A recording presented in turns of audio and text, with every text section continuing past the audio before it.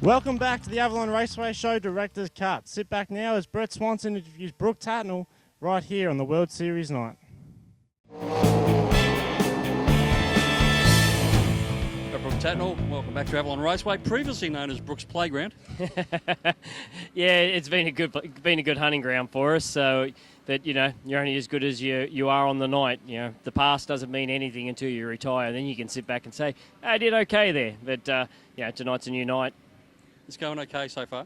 Yeah, we're second in points. It's not always critical now the way the format is and the way the point score structure works for the overall championship. You don't have to be high points every night. So, the smart older racers have figured out third and fourth sometimes are better than wins. And I see you've got a bit of a car still on the leg. How is the leg? I mean, it hurts. The screws haven't fallen out yet, so the leg hasn't fallen off. But, it's one of those things that hurts every day. It's going to be at least a 12-month process of getting back to where we can actually start to try and run and do those sort of things, which is probably more frustrating to me than anything else. But, there's no point whining and moaning and bitching about it because my wife just tells me to suck it up. I haven't had to give birth yet. Well, you've always been a determined sort of a fella, and to get back in the car as you did back home in Minnesota and in a brother-in-law's car in the father-in-law's memorial race and to win that, I mean, was that just pure determination and adrenaline that got you there? Stupidity, really. We should never got back in the car 6 weeks after the event, after the leg break. They told me a minimum of 3 months before we should be walking on it. But, we got back in it. And the aspect is there's several memorial race and tribute races for my dad's in Australia. Every race is held when I'm not in the country. So to win that one, for my wife and, all the family over there, Cedar Lake's a place I've won an outlaw show. I really enjoy racing there. It reminds me of Australia. So it was one of those nights. I'll be honest, I drove a car that was 5 years old, a motor that was 7 years old. And, when you're racing against Terry McCall or Johnny Herrera with outlaw equipment, you shouldn't beat them. But the stars shone down on us that night and everything fell our way. As well as being determined, you've always been a fairly, well, not fairly, but an emotional sort of a person. You do get involved in the meanings of the events, such as the Rycote Memorial and the tributes to your father. So does that give you that little bit extra? I definitely nothing. I've said to me a million times over, give me a race car driver with heart, and I'll take it over talent. There's a well-known Australian race car driver. We all know who I'm talking about. Got more talent than anyone else in this country, and more than most people will ever see. But he doesn't have the heart, and that's just one thing. That's not a slap in his face or anything. That's just a fact. I'm not as talented as Gary Brazier, but I got more heart, and that's why we'll keep on winning. Well, it certainly shows determination. And back here, you came back and things started out all right. Yeah, the old armchair, she rolls around pretty good. So, we started off strong with 2 wins. We had magneto problems at Parramatta, so we went back for a weekly show and found our problems. Won that night, one in Adelaide, and then we've had. It's rather funny. We've had a third and a fourth, and people have told me, "Oh man, you had a bad night last night." So, we're never happy with a third or a fourth. Don't get me wrong, but it's sort of funny when you look at third and fourth as a bad night. So.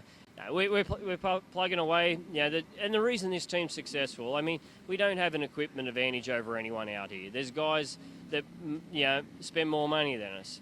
But the thing is, we have a race team that believes in every single member on this team, and that's what makes this a winning combination. Jason Johnson seems to come alive at Speed Week.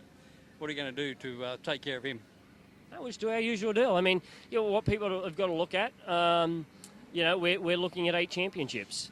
The championship is very important to our sponsors. It's very important to our car owner. Winning races is important as well. But, there's nights where you've got to be smart. Jason's out of the points. He's got nothing to lose. So he's got more to gain by winning races because that's the only way he can get back into this championship after, missing around, not qualifying in Toowoomba. So he can take those little, chances. He can squeeze you a little bit harder because he knows where you're at. But I think we've proved to everyone we're not laying back chasing points. We're out here to win races. Brooke Tatnell never lays back. No, my old man to keep me up the back.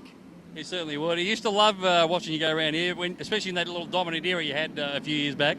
Yeah, this place it's short track racing at its best. It's elbows up, it's hard, it's brutal, it's, get in there, rough them up, move them around. I don't think there's racetracks. I mean, Brisbane and Avalon are two racetracks that you've really got to get in there and manhandle it. And manhandling seems to be something that works pretty good for us. Well, congratulations on the comeback that you've made so soon. I hope the leg heals well, and when you get back to the States, you go back and kick some real butt. And good luck tonight and the rest of the Speed Week. And the rest of the championship, for that matter. Yeah, no, we're looking forward to the rest of the year. Everything's working out pretty good. We're looking forward to getting back here for the President's Cup, and hopefully looking forward to being back here next year in a midget. Well, a couple of weeks ago we had the opportunity to talk with one of your compatriots, Davey Ray, who's a former national title holder as well. Tonight, a bit of history here at Avalon International Raceway. Current Australian champion, American Kevin Swindell. Welcome. Yeah, it's good to be here. Weather's a lot nicer over here. Yeah, you're right. It is a bit warmer than back home, but you've had your first run on the track. How'd you find it? It's not too bad. The amount of cars we got on the racetrack tonight, it's going to wear it out. But I enjoyed it. It was good for the races, so we'll keep going. The track, as you said, is sort of getting a bit worn out already. It's a bit black, a bit slippery, but that'd be pretty much what you'd be used to back home. Yeah, I'm a lot of our tracks end up being like this, and I tend to like them a little more like this. So it's good for me. Now this is the third of the 3 qualifying races that you needed to do to be able to come out here and do the Australian title, which is going to be at this very racetrack in February next year. Yeah, they I guess they put in that rule to scare the Americans away a little bit, but thanks to Stephen and Barry Graham and all these guys, we're able to get everything in, and we'll be back to defend the title. We're down here in Victoria. Unfortunately, our speed car divisions are not that strong, but having you here, they've brought some big guns down to actually give you a bit of a yardstick as well, which is a bit handy. Yeah, it's nice to race with Mark and all these guys that run this deal every week, and they're good competition, so it makes it fun. Well, congratulations on coming down to Australia and Avalon Raceway more particularly, and good luck for the night. Yeah, thanks for having me here. Well, we're here with Troy Jordan. Troy, talking to your lovely wife the other night, expecting your first child. That's pretty exciting. Yeah, mate. February the 15th, the week before the national title, mate. So we hope we can time it just for the week later. She said that you were hoping it was going to be a little delay, so you might have a chance to run the title. But the fact that she's pregnant and first baby, that's it's come at a bad time, really, hasn't it? Because you're one of our preeminent Victorian speed car races. The title's in your home track for a change, and it looks like you may miss out on it. Yeah, well, I'm definitely hoping not to miss out on it. She said, if we've already had the baby, you're going to race. I said yes, and she said, if I haven't had it, what are you going to do? And I said, I'll go race. But if she rings me and says I'm going to the hospital, I'll drive the speed car to the hospital. Sounds like a plan. What are you going to do in terms of car? I mean, you don't have your own car anymore? No, I've been racing for John Church Racing up in Sydney. So we've got a fresh motor that's just been getting done. So yeah, we'll fire up after Christmas and get a few shows in. So how hard is this on yourself to be sitting on the sidelines watching these guys racing around there and thinking, gee, I could be out there rubbing shoulders or rubbing wheels with Kevin Swindell and Mark Brown and the likes? Yeah, for sure, mate. That's the hardest thing. I mean, I'm helping Mike Rinkin out tonight, but yeah, it's pretty hard to sit up on the fence.